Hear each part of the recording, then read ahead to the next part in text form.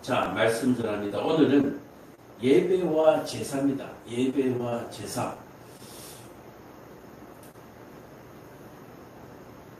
제가 이번 주에 어떤 말씀을 전할까 아무리 궁리를 해도 도저히 어떤 말씀을 전해야 하나. 제가 요즘 좀 심란하거든요. 나라적인 정치적인 문제 때문입니다. 이렇게 악이 판을 친다 라고 생각을 하니까 계시록에는 이보다 덜할 것이다 라고 말씀하셨지만 답답한 거예요. 답답해. 그래서 도대체 어떤 말씀을 전해야 하나. 그 가닥을 못 잡고 오늘 새벽까지도 말씀을 못 전하고 있는데 꿈을 꿨어요. 이걸 환상이라고 얘기하지 않겠고 꿈을 꿨어요. 이 제사에 대해서, 제사라는 것을 강의하는 꿈을 꿨어요. 강의하는 꿈. 그래서 이제 강의하는 꿈을 꾸면서 그 강의한 내용을 오늘 설교로 준비를 했습니다. 그래서 오늘 말씀이 창세기 4장부터 시작하는데, 그렇다면 이 제사는 어디서부터 시작되었는가? 라고 볼 때에 창세기 4장에서 처음 나온다라고 얘기합니다. 가인과 아벨이 제사를 드리는 거예요. 자, 그러면 이 제사는 어디서부터 시작됐습니까? 우리가 죄인 돼서부터 시작돼요. 그래서 이 제사가 생긴 이유는 뭐예요? 이 제사를 드린다는 자체, 이 제사라는 어떤 형식이 이 세상에 남아있다고 하는 그 정체가 우리가 죄인이라는 증거예요. 증거. 자, 그래서 4장 4절에 3절에 뭐라고 나왔냐면 아담과 하하가 쫓겨나고 난 다음에 아담과 하하가 동침해서 뭐를 낳습니까? 아들들을 낳은 거예요. 가인과 아벨을 낳은 거예요. 그리고 세월이 오래 지났다. 세월이 지났다라고 하는 거 보니까 아벨은 농사하는 자고, 가인은 농사하는 자고, 아벨은 양치는 자다라고 하고 있군요. 자, 그런데 재밌는 것이 아담과 하와는 4장 2절에 보면 아담과 하와는 아들 둘을 낳았어요. 가인과 아벨을 낳았어요. 근데 가인과 아벨을 낳았는데 누구를 먼저 소개하느냐 했더니 아벨은 양을 치는 자고 가인은 농사하는 자다. 가인과 아벨을 낳았어요. 그런데 세상에 소개하기는 누구를 소개하고 있느냐? 양을 치는 아벨을 먼저 소개하고 그 다음에 가인이 농사 짓는 자라고 소개하고 있다라고 얘기하는 거예요. 이게 굉장히 중요하죠. 왜 중요합니까? 우리가 누군가에게 소개를 하고 자랑할 때 어떻습니까? 좋은 것을 먼저 자랑을 하죠. 그리고 부끄러운 것은 자랑을 안 해요. 우리가 스피치 방법에 보면은 이런 게 있어요. 먼저 나쁜 것을 얘기하고 뒤에 좋은 것을 얘기한다. 여자와 남자가 처음 만나서 데이트할 때도 마찬가지죠. 마지막이 좋아야 된다라고 얘기를 하는 것처럼 마지막 헤어질 때가 좋아야 애프터가 생기느냐 안 생기느냐 차이가 일어나는데, 오늘 이 아들 장남 가인을 낳고 아벨을 낳았는데 소개하기는 양치는 아우를 먼저 소개하고 농사를 짓는 가인을 두 번째로 소개하고 있다라고 하는 것에서 우리는 참 흥미를 느끼는 거죠. 자, 그런데 아벨을 먼저 소개하는 것은 아벨의 어떤 믿음의 제사 때문에 그랬겠죠. 근데 가인은 죄인이잖아요. 그래서 자랑할 것은 자랑하는데 부끄러운 것은 숨겨야 되잖아요. 근데 이 가인이라고 하는 부분, 이 죄를 숨길 수 없다라고 하는 이 재미있는 사실, 흥미로운 사실. 왜요? 우리 모두는 이 가인으로부터 이 세상의 족속이 꺼지고 그 다음에 세 번째 아들 셋으로부터 이 땅이 퍼져나가는 거예요. 자, 그러니까 이 가인을 가인을 소개한 이유는 무엇입니까? 부끄러운 것인데 소개하지 않아도 되는데 소개를 하는 이유는 뭡니까? 가인의 죄를 우리가 잊어서는 안 되기 때문에 그렇습니다. 가인의 죄를 잊어서는 안 되기 때문에. 자, 그럼 가인의 죄가 무엇이냐? 우리가 흔히 제가 늘 죄를 얘기할 때 이 얘기를 합니다만은 사람이 어떤 죄를 지어서 죄인이 된다라고 생각하시는 분들이 참 많아요. 왜 그러냐면 이 세상은 보이는 것만 믿는 세상이기 때문에 그렇습니다. 보이는 것만 믿는 세상이기 때문에 뭔가 행위로 나타나지 않으면 그것을 죄로 물을 수가 없습니다. 또 반대로 우리는 보이지 않는 것을 보이지 않는 것을 믿지도 않고 또 그 보이지 않는 것을 볼 수 있는, 실제로 보여야 되는데 그 보이지 않는 것을 볼 수 없는 상태에 있기 때문에 사람의 마음에 있는 것을 보고 죄를 지었다고 재판할 수는 없는 거예요. 이해가 되시죠? 오로지 하나님만이 그렇게 하실 수가 있는 거예요. 예전에 그 미래에 대한 영화를 보니까 짓지도 않은 죄를 심판하는 그런 영화가 있었습니다. 그 사람의 몸에 심겨진 어떤 여러 가지 센서들을 이용해 가지고 죄를 미리 예측하는 거예요. 그 사람의 마음을 미리 예측을 하고 죄를 미리 예측해서 그 사람을 미리 잡아서 죄를 미연에 방지한다라고 하는 그런 영화였는데 참 흥미롭죠. 그런데 그 사람이 죄를 지을지 안 지을지 어떻게 아느냐. 여자를 보고 갑자기 호흡이 가파지는 이런 현상이 센스에 작동되었을 때 저 사람은 곧 성범죄를 일으킬 거야. 잡아가는 거야. 근데 고려해야 될 부분이 많죠. 그 흥분되는 사람이 사랑하는 사람인지 또는 아내인지, 그죠? 또 내가 마음에 들어하는 사람인지, 상대가 여러 사람이 달라지기 때문에 이 사람의 심장이 가빠지는 것을 가지고 또 범죄로 만들 수는 없는 거예요. 어쨌든지 간에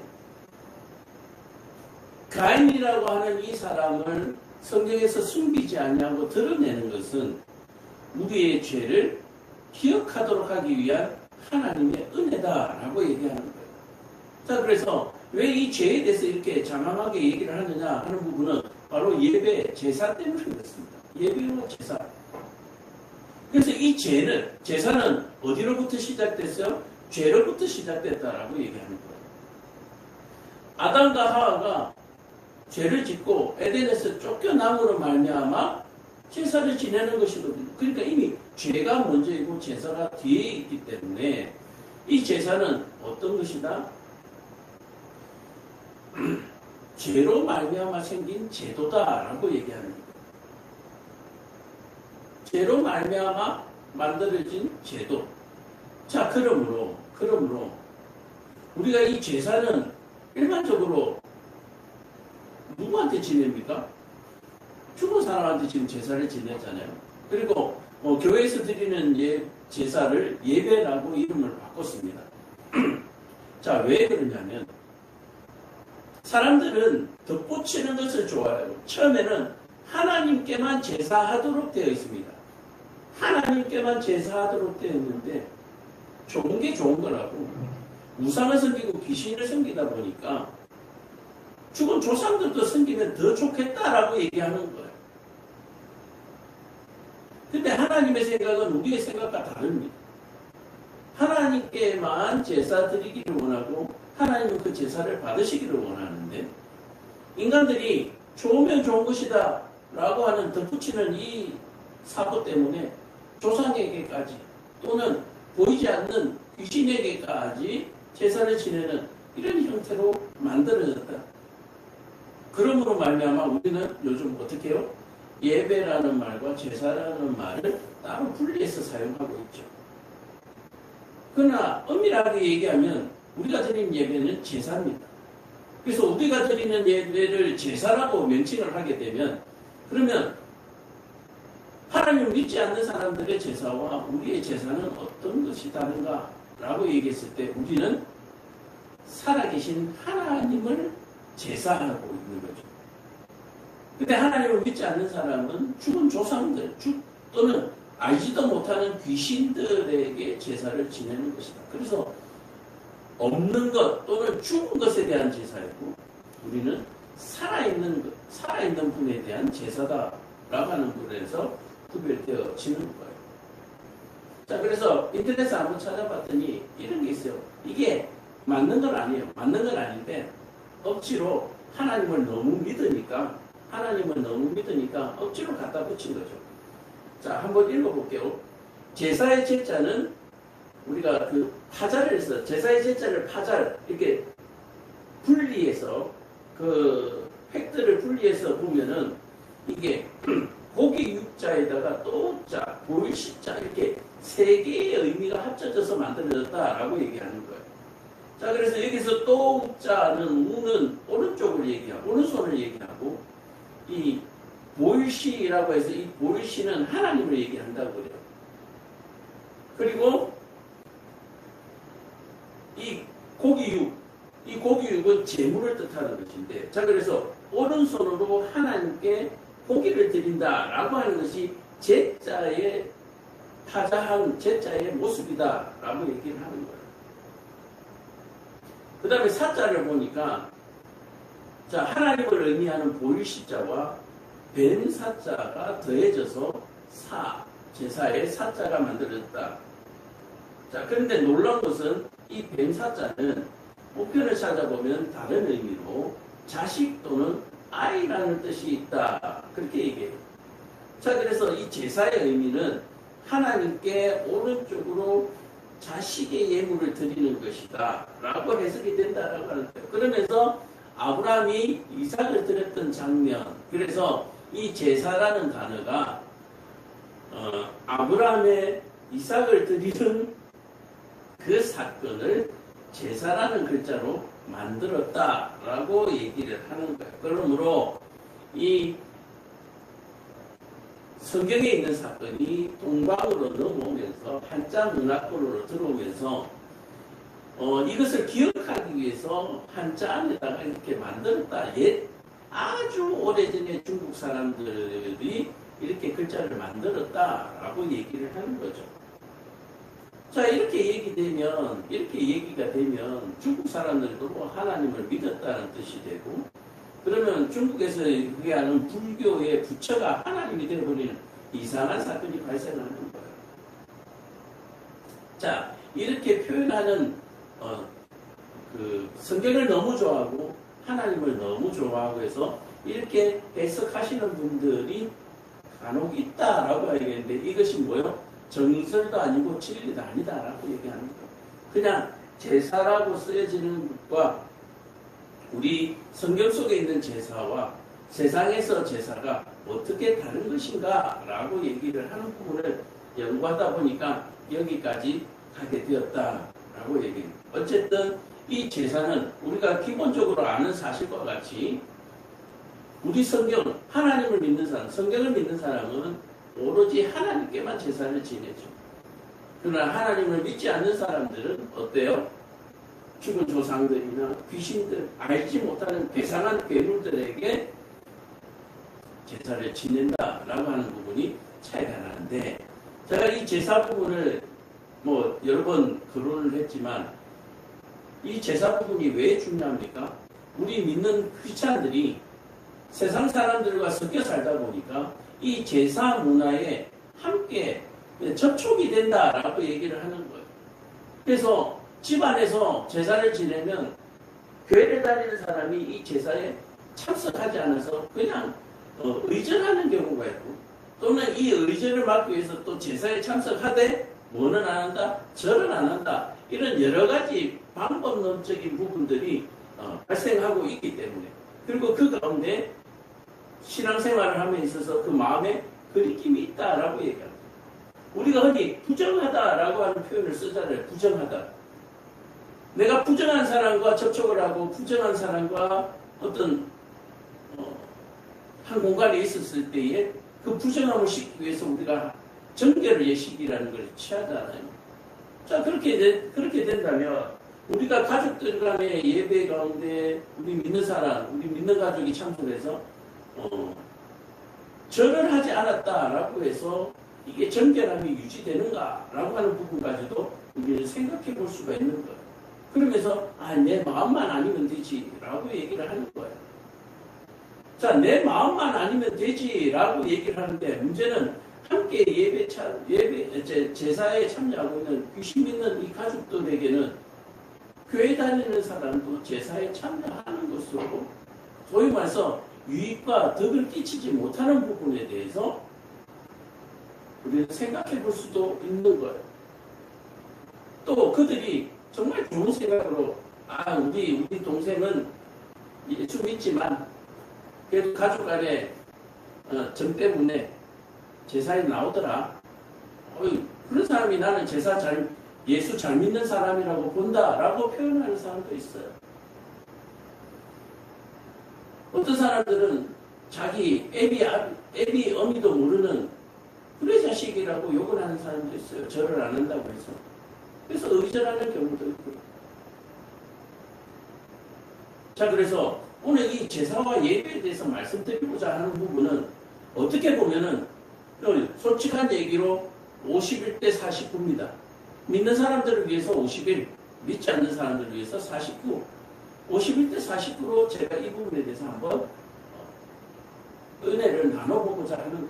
자, 그래서 첫 번째로 말씀드린 것이 뭡니까? 제사는 죄가 이 땅에 들어옴으로부터 필요하게 된 제도다. 그러므로 제사를 지내는 것 자체가 뭐예요? 우리가 죄인이라는 것을 인정하는 것이다 라고 얘기를 하는 거예요. 자, 그러면 이 문제가 어떻게 됩니까? 조상을 섬기고 귀신을 섬기는 사람들이 제사를 지내는데 이 제사를 지낼 때 뭘 몰라요? 죄를 모르고 드리는 거예요. 죄 자체를 모르는 거예요. 그리고 이 제사의 대상이 잘못됐다는 것 자체도 모르는 거죠. 그래서 이 제사를 지내는 것 자체가 뭡니까? 죄가 된다. 하나님을 모르는 것 자체가 죄가 된다. 이 사실을 이들은 모르는 거예요. 그래서 이 믿지 않는 사람들도 제사의 기운에 대해서 더듬어 올라가게 되면 결국 신을 만나게 되어 있는 거예요. 왜냐하면은 제사가 신 플러스 귀신에게 드리는 제사거든요. 믿지 않는 사람들에게는 알지 못하는 신, 자기들이 믿는 신, 그리고 죽은 조상, 여기에 대해서 제사를 지내는 것이라고 믿고 드리고 있기 때문에 이 49에 해당하는 분들도 제사를 거슬러 올라가면 뭐요? 신을 만나게 되어 있다라고 얘기하는 거예요. 자, 그렇다면 여러분도 한번 선택을 한번 해보세요. 신에게 제사를 드리는 것과 조상에게 제사를 드리는 것이 있다고 칩시다. 어느 것이 자기에게 더 이익이 된다라고 생각하십니까? 신이 있고 우리 아버지 조상이 있어요. 누구에게 제사 지는 것이 더 유리할까요? 제가 이것은 100이면 100, 신에게 제사 지내는 것이 더 옳다라고 생각할 거예요. 자, 근데 세상이 점점 더 악해져서 신은 없다, 과학이 최고다 라고 얘기하게 되니까 신을 섬기던 그 습성은 그 내면은 그대로 살아있고, 그러면 조상의 신, 조상신을 섬기자. 근데 우리 조상은 별 볼 일 없었어요. 자, 그러다 보니까 무당들에게 찾아가서 장군신, 애기동자, 이상한 신들을 믿게 되는 거예요. 그래서 어쨌든 이 제사라는 거 하는 자체를 더듬어서 살핀다면 51대 49지만 이 모든 백이 신의 존재에 대해서 부인할 수 없다라고 얘기하는 거예요. 자, 그렇다면 신에 대해서 부인할 수 없다면 진짜 신을 가려야죠. 또는 세속적으로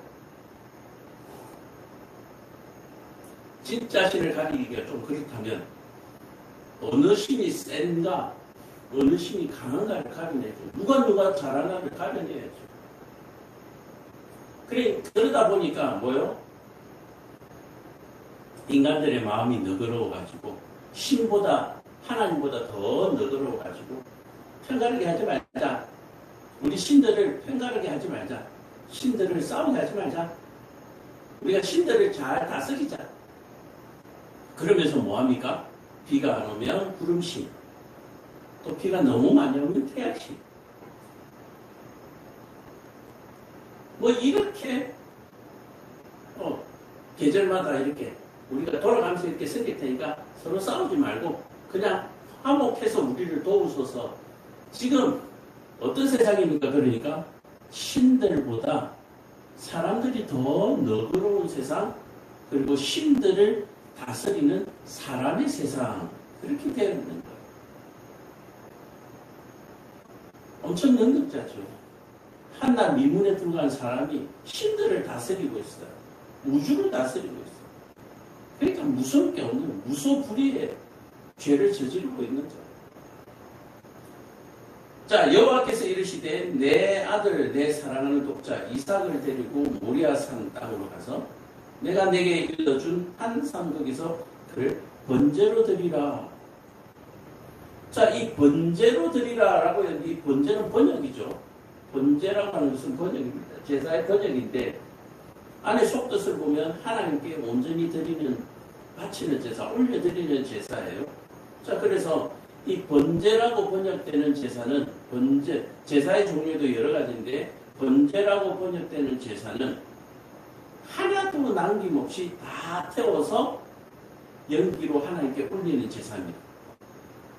그러니까 다른 어떤 제사들을 보면 흔들어서 일부를 흔들어서 요제로 삼고 나머지를 나누어 가지고, 그죠? 고기도 나누어 먹고 하는 그런 제사가 있잖아요. 근데 이 번제라고 번역되어지는 이 제사는 하나도 남김이 없이 하나님께 다 태워서 올려드리는 제사예요. 자, 그래서 아까 한자에도 말씀드렸듯이 이 제사의 그 한자의 의미가 이 아브라함의 사건에서 가져왔다라고 그렇게 얘기를 한다라고 하는 거예요. 자, 그리고 창세기 4장 3절에 보니까 세월이 지난 후에 가인은 땅의 소산으로 제물을 삼아 여호와께 드렸고 라고 나옵니다.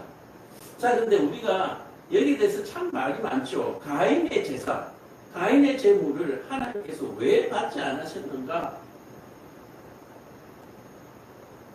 자, 그래서 하나님께서 가인에게 묻는데 네가 분을 내는 이유가 어찌 됨이냐? 안색이 변함이 어찌 됨이냐? 내가 선을 행하면 어찌 낯을 들지 못하느냐? 선을 행하지 않으면 죄가 문 앞에 엎드려 있다라고 얘기를 하고 있습니다. 자, 여기에서 이 선을 행하라 라고 얘기하는데 여기에서 선은 무엇일까요? 지금 너의 그 분내, 안색이 분내에 있는 그 흥분 상태를 가라앉혀라 라고 얘기를 하고 있습니다. 이 선에 대한 부분이 네가 나한테 다시 제사를 드려라 라고 하는 의미보다 지금 가인의 마음속에 들어있는 죄, 또 그 죄가 밖으로 표출되려고 하는 그것을 뭡니까? 다스리라. 그것이 선을 행하는 것이다 라고 얘기를 하고 있는 거예요. 자, 그렇다면 먼저 그러면 이 가인에게 흥분을 조장한 사람이 누구냐면 이 흥분을 조장한 사람은 아니고요. 이 가인의 마음속에 흥분을 사건을 발생시킨 것은 하나님이세요. 왜요? 아벨은 제물을 받고 가인의 제물은 받지 않았다라고 얘기하는 거예요. 자, 그래서 우리는 흔히 아벨은 믿음으로 드렸고 가인은 믿음으로 드리지 않았다라고 우리가 해석을 하는데 그 근거가 뭐냐 했더니 이 드렸다라고 하는 동사예요. 드렸다라고 하는 동사. 이 드렸다라고 하는 동사는 뭐냐면은 미래 완료형을 쓰고 있어요. 미래 완료형. 미래 완료형은 뭐냐면은 앞으로 할 것, 앞으로 하겠다, 할 것이다. 또 하나는 계속해서 반복적으로 하는 행동들을 미래 완료형을 써요. 이 드렸다. 자, 그래서 하나님께서 가인의 제사를 받지 아니하는 이유는 하나님께서 양을 좋아하시고 곡식을 싫어하신다. 나는 탄수화물을 싫어하고 단백질을 좋아한다. 이런 의미가 아니라 성경 속에서 찾아볼 때 우리는 이 드렸다라고 하는 동사에서 왜요? 제사는 하나님께 드리는 제사는 행위이기 때문에 동사에서 우리가 그 근거를 한번 찾아보자라고 한번 찾아봤더니 가인이 드렸다라고 하는 이 드렸다는 미래 완료형을 사용하고 있다라고 얘기하는 거예요. 그래서 이 미래 완료형이 계속해서 반복적으로 드려졌다라고 사용하기보다는 소위 말해서 미래 완료형으로 드릴 것이다. 자, 그러므로 제가 앞에 설명드린 것처럼 번제라고 하는 제사는 뭐예요? 완전히 하나님 앞에 올려드리는 제사라는 얘기예요. 완전히 올려드리는 제사. 자, 그런데 가인이 드리는 제사가 미래 완료형이라고 하면은 완전히 드려지지 않았다라고 얘기하는 거예요. 그래서 우리는 하나님 앞에 순종하는 것, 아브라함의 순종하는 모습을 보고 하나님이 믿음이 있다라고 말씀하신 것처럼 이 행위에 대해서 하나님의 말씀대로 실천하지 아니하는 것을 뭐요? 믿음이 없다. 그래서 가인은 믿음이 없는 제사를 드렸다라고 여러 가지 해석을 유추해낼 수가 있는 거예요. 그러나 본질적으로 가까이 딱 들어가면은 드렸다라고 하는데 미완료라고 하는 거예요. 미래 완료. 앞으로 할 것이다. 그러니까 이 앞으로 할 것이다 라고 얘기하는 부분에 있어서 온전한 번제가 이루어지지 않았다 라고 얘기를 하는 거예요. 자, 그러면 우리가 여기에 대한 근거를 하나 내야 되잖아요. 이 근거는 뭐냐? 자, 여기에서도 마찬가지로 아벨이 첫 새끼와 그 기름을 드렸다라고 나와 있는데 이 드렸다는 완료형을 쓰고 있어요. 현재 완료형. 이해가 되세요? 그렇다면 분명하게 가인과 아벨이 드린 것이 뭔가 다르다라는 것을 우리가 눈치챌 수 있는 거예요. 가인은 미래 완료형을 사용했고 드렸고요. 미래 완료형으로 드렸고 이 아벨은 현재 완료형으로 드렸다는 일. 그냥 다 드린 거예요. 완전한 번제를 드린 거예요. 다시 말해서 하나님의 말씀대로 온전한 순종. 그리고 가인은 반쯤에 또는 10분의 1에 또는 아주 미흡한 약간의 순종 또는 흉내만 내는 거예요. 요즘 그 세상 제사들 보면 온라인에서 주문해서 음식을 마련하기도 하고 어떤 사람들은 사진을 찍어서 이미지 사진을 접시에 올려놓기도 하고 여러 가지 우스꽝스러운 모습들이 인터넷에 많이 올라오고 있습니다. 또 제사 음식을 인터넷으로 주문했더니 도착했는데 날이 더울 때는 상해서 먹을 수 없는 상태로 도착하는 거예요. 품질이 엉망진창인 거예요. 자, 그런 모습들을 볼 때에 가인과 아벨의 제사는 현 시대에 하나님께도 아니고 자기들이 믿는 귀신과 조상들에게 드리는 제사조차도 지금 엉망진창이 되어 있는 모습이 바로 가인의 제사로 우리가 대변될 수가 있다라고 얘기하는 거예요. 그러므로 현재 제사를 드리고 있는 모든 사람들이 이 가인의 제사를 드리고 있는 거예요. 이 가인의 제사를 드리니까 그 마음속에 뭐가 있습니까? 안색이 변하고 가슴이 쿵당쿵당하고 여기에 화병이 가득 차는 거예요. 그러니까 조금만 건드리면 죄를 짓는 거예요. 조금만 빌미를 주면 죄를 짓는 거예요. 조금도 거기에 대해서 뉘우치지를 않습니다. 거기에 대해서 가책도 없어요. 미안한 마음도 없고 부끄러움도 없고 수치를 모르는 거예요. 왜 그래요? 가짜 제사를 드리는 사람들에게서 무슨 양심을 찾아요? 무슨 양심? 가짜 제사 드리는 사람에게 무슨 양심을 찾느냐고. 부모가 죽고 나면 재산 싸움을 하는 그 사람들이 무슨 양심으로 제사를 지내느냐는 얘기예요. 세상에 나가서 온갖 죄를 저지르는 그 사람들이 무슨 양심으로 제사를 지내느냐는 얘기예요. 신들의 입장에서 안 그렇겠어요. 예를 들어서 저놈이 어제는 저기 가더니 오늘 나한테 왔네. 왜 거기 가지? 왜 여기 왔어? 아마 이름 있는 무당도 그럴 거예요. 너 어제 거기 갔었지? 왜 거기 가지? 왜 여기 왔냐? 아마 무당들이 이럴 거예요. 혹시 교회 목사님들도 그러니까 너 거기 가지? 왜 여기 왔냐? 왜 거기 가니까 뭐 별거 없더냐? 뭐 이러면서 다시 돌아온 성도들을 면박 주는 사람이 있는지 없는지는 모르겠습니다. 이 가짜를 드리는 제사들은 다 이렇게 표가 나는 거예요. 가짜 제사를 드리니까 이런 흥분이 일어나는 거예요. 막 우라가 치미는 거예요. 그래서 제가 오늘 교동문에서 이것으로 마음을 다스려야지 하는 게 자꾸 이런 우라가 치미니까 가짜 제사를 드릴 수밖에 없는 거예요.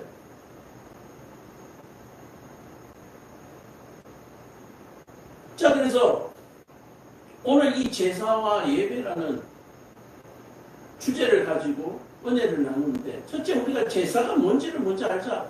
첫째 제사는 뭐예요? 우리의 죄 때문에 만들어 주신 하나님의 제도, 은혜로운 제도다. 이 죄를 다스리게 하기 위해서, 이 죄를 다스리도록 하기 위해서 만들어 주신 은혜로운 제도가 이 제사라는 제도인데, 이 제사를 드리는 가인과 아벨을 보니까 현재 완료형과 미래 완료형을 쓰더라는 얘기예요. 자, 미래 완료형이니까 어떻습니까? 우리가 억지로 한번 해석을 해보면, 제가 해석을 한번 해보겠습니다. 나에게 복을 주시면 내가 앞으로도 계속해서 이렇게 드리겠습니다. 나에게 복을 주시면 오늘 한 개, 내일도 한 개, 모레도 한 개. 우리가 11조를 왜 드립니까? 하나님이 복 주실 줄로 믿고 드리는데, 하나님이 주시면 내가 11조 하겠습니다. 요셉이 그런 기도를 했었죠. 요셉이 아니라 야곱. 야곱이 그런 기도를 했었죠. 믿음이 없을 때니까. 믿음이 있는 것이 아니에요. 믿음이 없을 때 드린 거예요. 믿음이 없을 때. 믿음이 없으니까 만약에 복을 주시면 내가 하나님 앞에 11조를 드리겠다. 믿음이 없는 상태. 야곱이 믿음이 있는 상태가 아니었다는 거예요. 야복 강가에서 씨름을 할 때도 믿음이 없는 상태예요.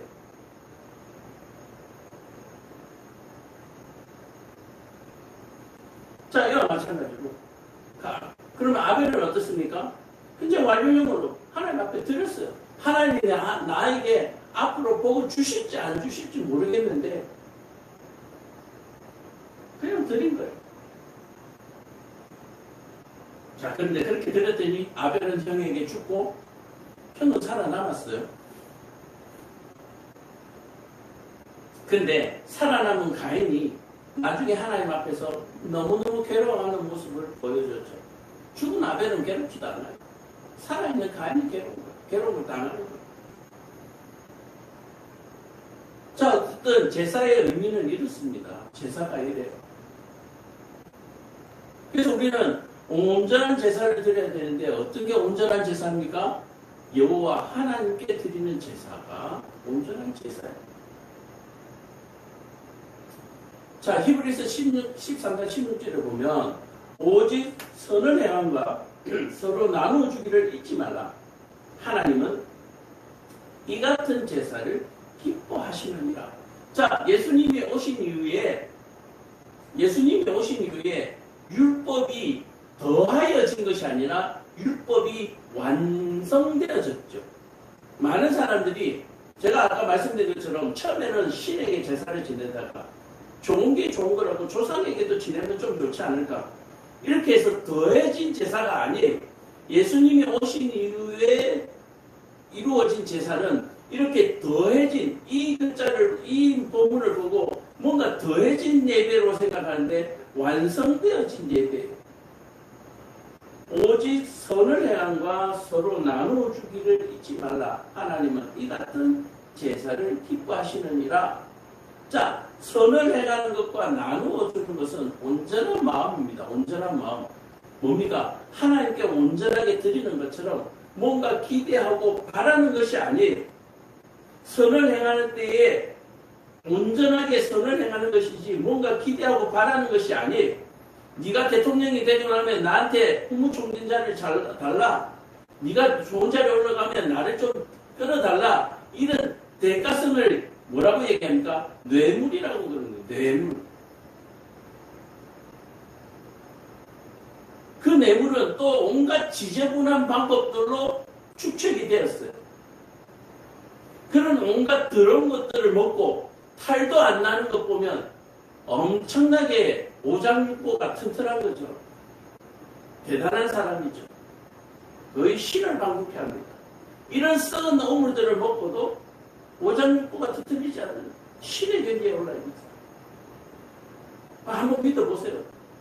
그 신의 경지에 오른 사람 한번 믿어보세요. 하나님이 어떻게 하십니까? 자, 그래서 오직 선을 행함과 서로 나눠주기를 잊지 말되 하나님은 이 같은 제사를 원하신다. 하나님이 어떤 제사를 원하셔서 아벨의 제사, 뭔가 바라고 드리는 것이 아니라 자신의 죄를 고백하고 하나님의 용서해 주신 하나님의 은혜를 바라면서 온전하게 드리는 거잖아요. 그래서 온전한 선을 행한다라고 하는 것은 바라는 것이 아니에요. 나누어 주는 것은 바라는 것이 아니에요. 표를 바라고 나눠주면 선거법 위반으로 잡히잖아요. 불법이잖아요.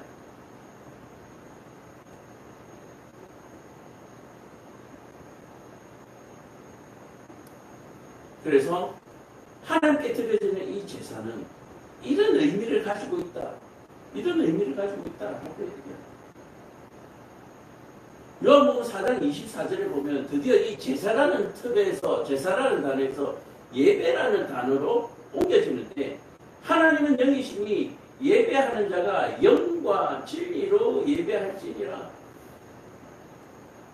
영과 진리는 뭡니까? 하나님의 말씀대로 선을 행하는 그 마음으로 예배를 행하는 거예요. 선은 뭡니까? 하나님 앞에 우리가 회개하는 것, 그리고 그 말씀을 믿는 믿음으로 우리가 예배를 드리는 것인데, 바라는 것이 아니에요. 예배 또한 제사가 예배라는 이름으로 바뀌었지만 달라진 것이 아니라는 거예요. 더하여진 것이 아니라 온전하여진 것이에요. 온전하여진 거예요. 자, 오늘 우리 제목이 뭡니까? 제사와 예배인데, 예배와 제사인데, 하나님을 통하여 하나님께 드리는 이 제사는 현재 우리가 드리는 예배와 다를 바가 없는데, 우리가 온전하게 예배를 드려야 한다. 뭔가 바라고 예배를 드리는 것이 아니에요. 받은 은혜에 대해서, 그리고 지은 죄에 대해서 회개하는 것이 예배다. 그리고 은혜는 하나님께서 베푸시는 거예요. 하나님께서 은혜를 베푸시는 거예요.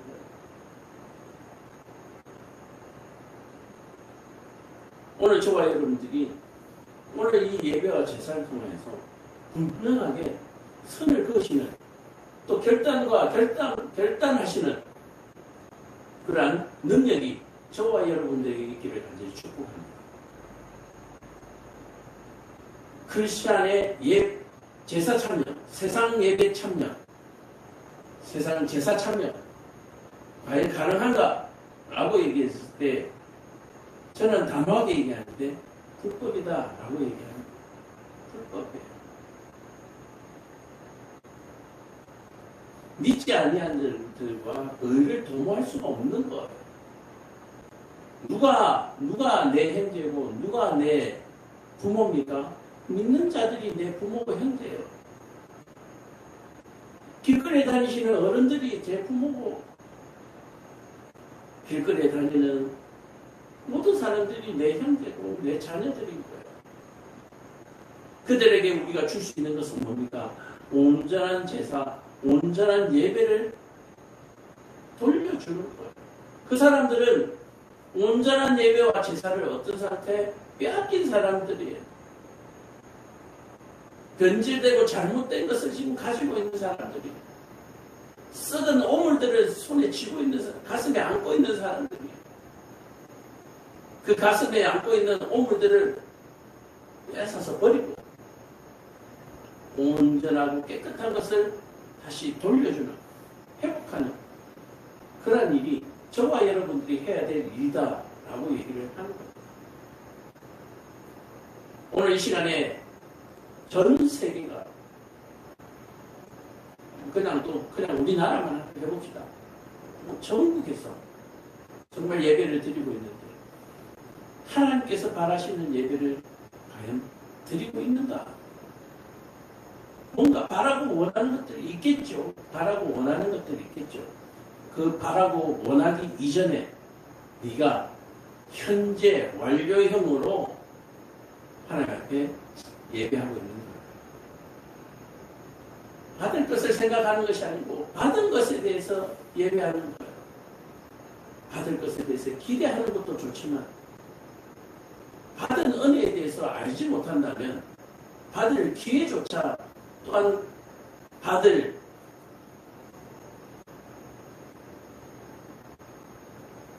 생각조차 하지 말아요. 말씀을 마무리합니다. 구약에서 나오는 제사는 현재 교회에서 드려지고 있는 우리의 예배이며 또한 우리의 삶의 모든 모양이 하나님께 드려지는 예배입니다. 교회에서만 잘하지 마시고 교회에서만 고상한 척하지 마시고 밖에 나가서도 교양 있게 고상하게 그렇게 살아가시는 저와 여러분 되기를 간절히 축복합니다. 기도하겠습니다.